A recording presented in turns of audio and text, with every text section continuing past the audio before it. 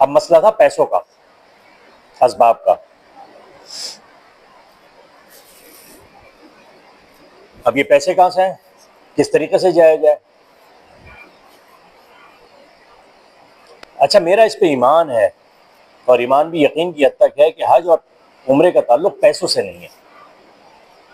اور اس کو میں کہتا ہوں 303 کا قاعدہ، 313 کا قاعدہ، 313 کا قاعدہ.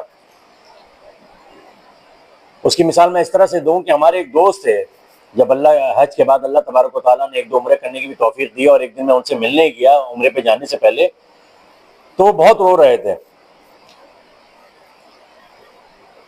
میں نے کہا بھائی کیا مسئلہ ہے؟ کہنے لگے بڑا دل چاہتا ہے، خواہش ہوتی ہے کہ میں بھی جاؤں، لیکن میری تو صورتحال ہی ایسی نہیں، میں کیسے جاؤں گا؟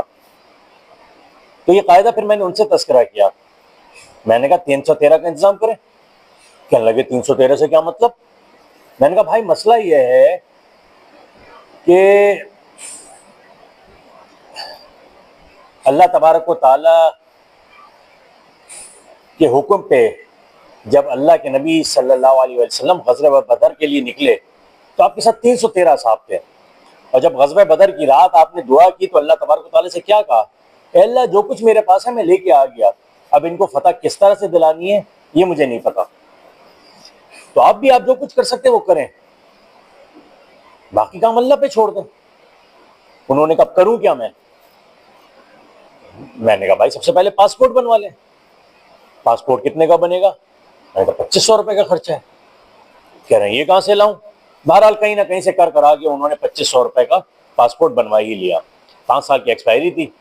1 سال گزرا، 2 سال گزرا، 3 سال گزرے. وہ بڑے پریشان، کہنے لگے بھائی یہ تو میرا پاسپورٹ ایکسپائر ہو جائے گا، کوئی پیسوں کی صورت ہی نظر نہیں آ رہی، اسباب ہی جمع نہیں ہو رہے، میں کروں تو کیا کروں؟ میں نے کہا انتظار کے علاوہ ہم کر ہی کیا سکتے ہیں. بہرحال کچھ ہی دن گزرے، ان کا فون آیا کہ بھائی عثمان میرے پاس آئیے آپ. میں ان کے پاس گیا، ان کے آفس میں جدھر وہ جاب کرتے تھے. میں نے کہا جی. کہنے لگے بھائی میں کل گھر پہ بیٹھا ہوا تھا، فلانے صاحب آئے، دروازہ نوک کیا، مجھے باہر بلایا، کہنے لگے عمرے پہ جاؤ گے؟ میں نے کہا نہیں کی اور پوچھ. میں تو تیار بیٹھا تھا، پاسپورٹ میرے پاس موجود تھا. تو انہوں نے میرے ہاتھ میں 1 لاکھ روپے تھما دیے کہ جاؤ عمرے کا انتظام کرو.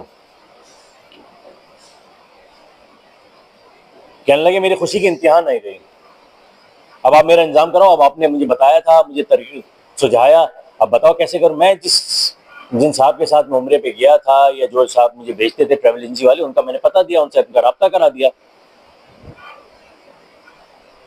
انہوں نے ان سے رابطہ کیا اور تیاری شروع کر دی.